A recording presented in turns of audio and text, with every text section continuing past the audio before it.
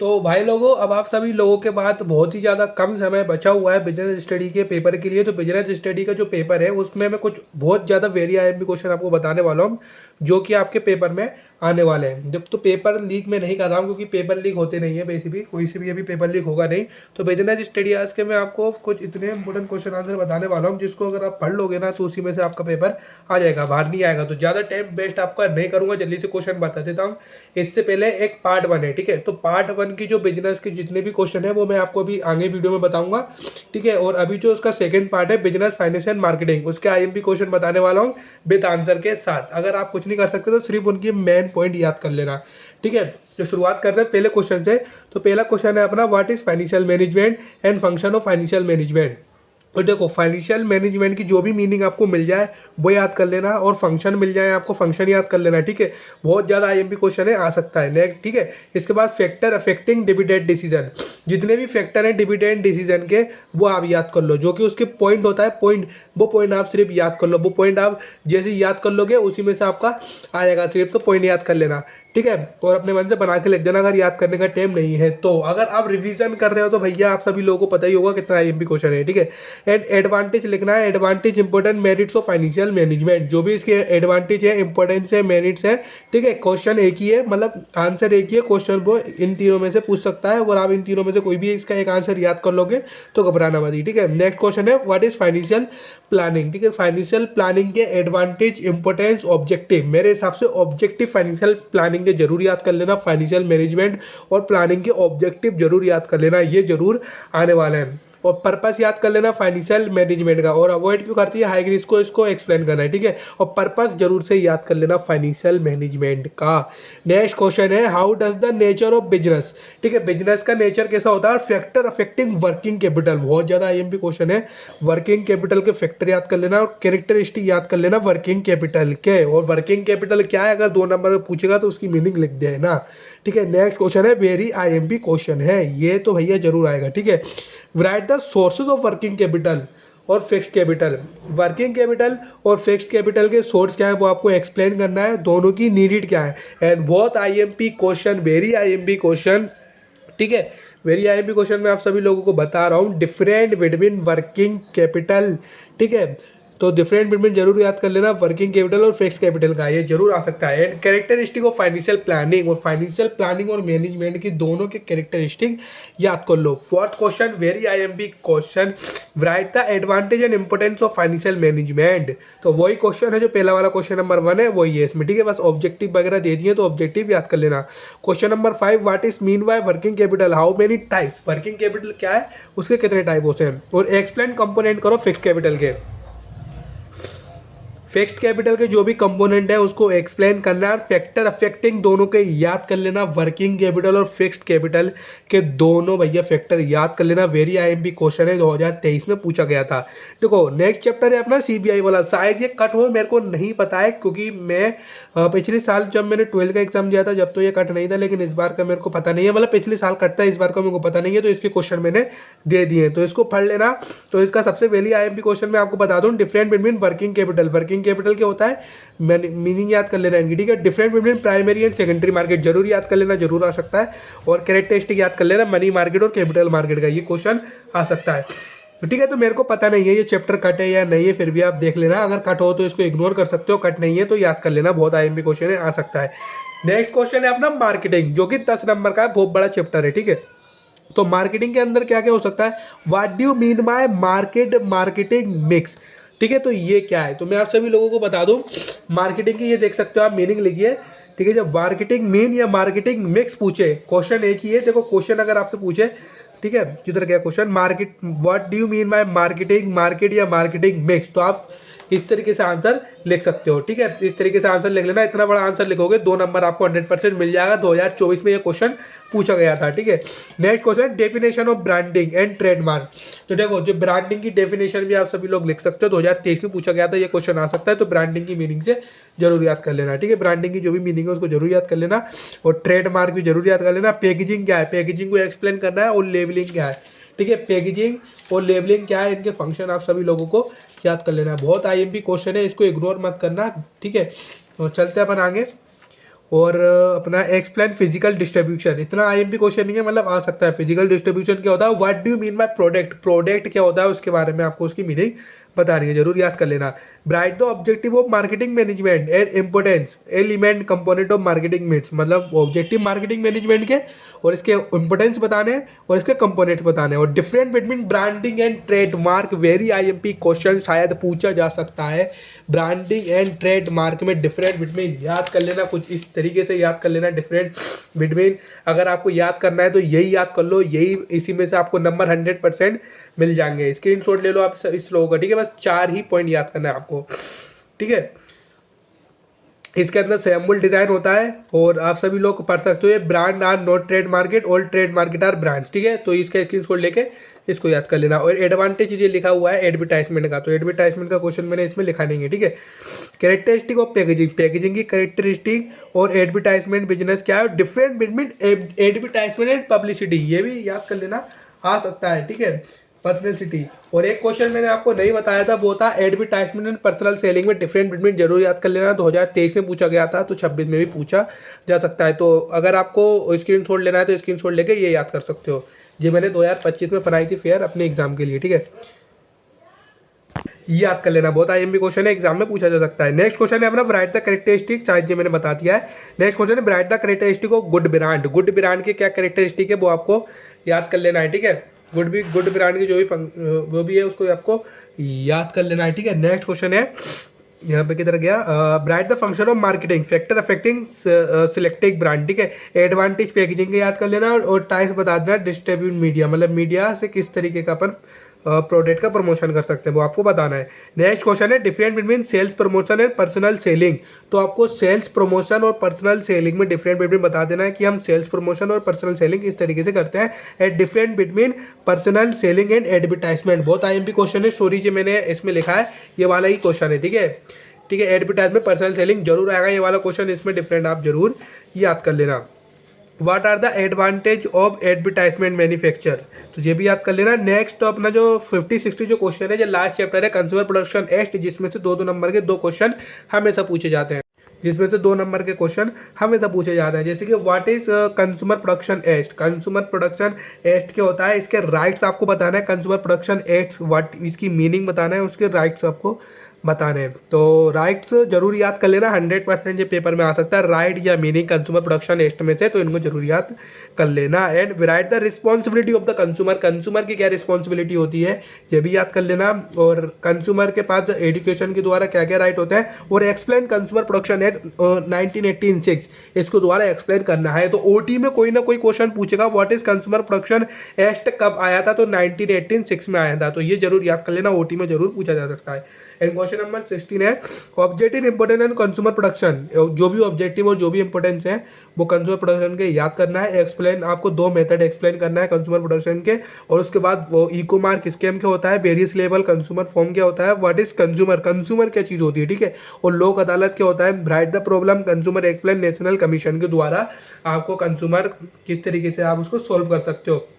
तो ये क्वेश्चन थे आपके यूनिट 2 के, जो कि मार्केटिंग के थे, जिसमें से 40 नंबर का आता है। अब जो 60 नंबर का बचा है वो मैं आप सभी लोगों को अब आगे बता रहा हूँ, ठीक है। तो ये इसका पहला पार्ट है, ठीक है। तो पहला पार्ट में आप सभी लोगों को बता देता हूँ। तो पहले पार्ट में आप सभी लोगों को क्या करना है, व्हाट इज मैनेजमेंट, मैनेजमेंट क्या है, मैनेजमेंट के ऑब्जेक्टिव और कैरेक्टरिस्टिक जरूर याद कर लेना। मैं आप सभी लोगों को एक बोनस पॉइंट बताने वाला हूँ, ठीक है। मतलब जो भी आपके ऑब्जेक्टिव कैरेक्टरिस्टिक होते हैं और इंपोर्टेंस होते हैं, ये तीनों एक ही चीज़ होती हैं, तो इनको अलग अलग याद मत करना, एक ही क्वेश्चन को याद कर लेना। अगर आप ज़्यादा रिस्क नहीं लेना चाहते तो 2 ऑब्जेक्टिव, 2 इंपोर्टेंस, 2 कैरेक्टरिस्टिक याद कर लेना। और जो भी क्वेश्चन आप सभी लोगों से पहले पूछे जाए तो उसका लिख देना। जैसे कि ऑब्जेक्टिव पूछा जा रहा है तो ऑब्जेक्टिव के 2 पॉइंट पहले आना चाहिए, फिर कैरेक्टरिस्टिक, फिर इंपोर्टेंस। अगर इंपोर्टेंस पूछा है तो इंपोर्टेंस के आने चाहिए। तो ज़्यादा टाइम वेस्ट मत करना। अगर आप सभी लोग रिवीजन कर सकते हो तो रिवीजन कर चुके हो तो अच्छी बात है, बाकी आप सभी लोग कर ज़्यादा याद मत करना, ठीक है। इस तरीके से याद कर लेना, ठीक है। नेक्स्ट क्वेश्चन है what are the level of management, लिख के दे रहा हूँ, इन तीनों में से एक क्वेश्चन आने वाला है, ठीक है। तो टॉप लेवल मैनेजमेंट के फंक्शन बताने, मिडल लेवल के बताने, लोअर लेवल के बताने, ठीक है। 3 फंक्शन बताने, इन तीनों में से एक फंक्शन आने वाला है, जरूर तो जरूर याद कर लेना भैया, ये क्वेश्चन मत छोड़ना, बहुत आईएमपी क्वेश्चन है।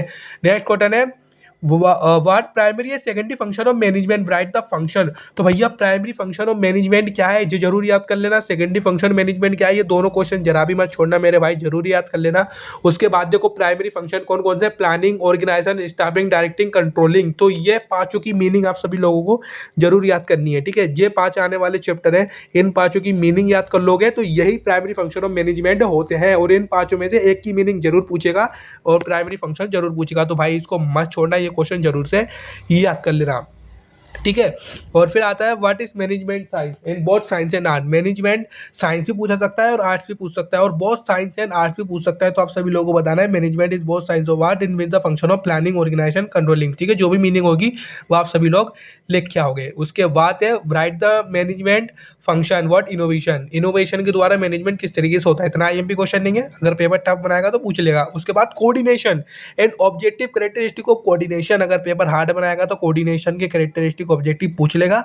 और फिर डिफरेंट बिटवीन पूछ सकता है कोऑर्डिनेशन और मैनेजमेंट में। आज तक क्वेश्चन नहीं आया है तो आने के चांसेस इसके बन सकते हैं। पांचवा क्वेश्चन है जो बहुत बड़ा चैप्टर है, इसमें से ज्यादातर क्वेश्चन पूछे जाएंगे, principle of management meaning Tyler Fayol, ठीक है।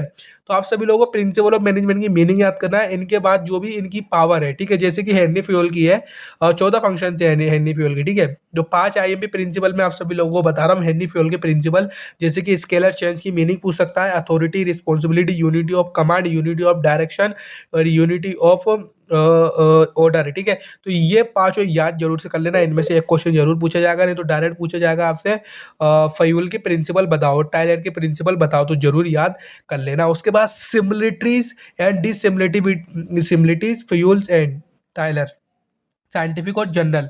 तो इन सभी लोग आपको क्या करना है, सिमिलरिटीज भी याद करना है, डिमिलिटीज भी याद करना है, और डिफरेंट बिटवीन भी याद करना है। इन दोनों में ये क्वेश्चन जरूर पूछा जाएगा, तो इस क्वेश्चन को भी बिल्कुल मत छोड़ना, मेरी बात मान लो, इसको मत छोड़ना। Question number 7 time study and motion study, दोनों में से एक की मीनिंग पूछ सकता है।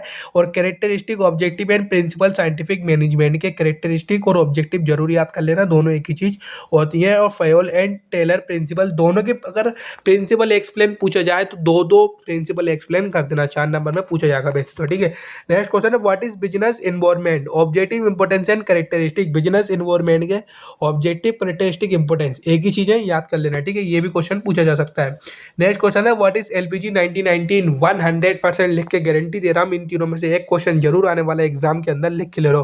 डाइवर्सलाइजेशन, प्राइवेटाइजेशन, ग्लोबलाइजेशन, इन तीनों में से एक क्वेश्चन जरूर आने वाला है। और ऑब्जेक्टिव एंड कैरेक्टरिस्टिक आप सभी लोगों को एक्सप्लेन करना है इनके, ठीक है।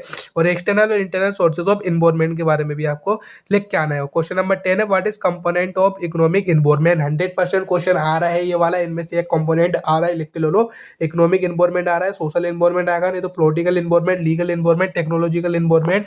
तो आप सभी लोगों को इसको एक्सप्लेन करना है, और इनमें से एक क्वेश्चन जरूर आएगा, ठीक है।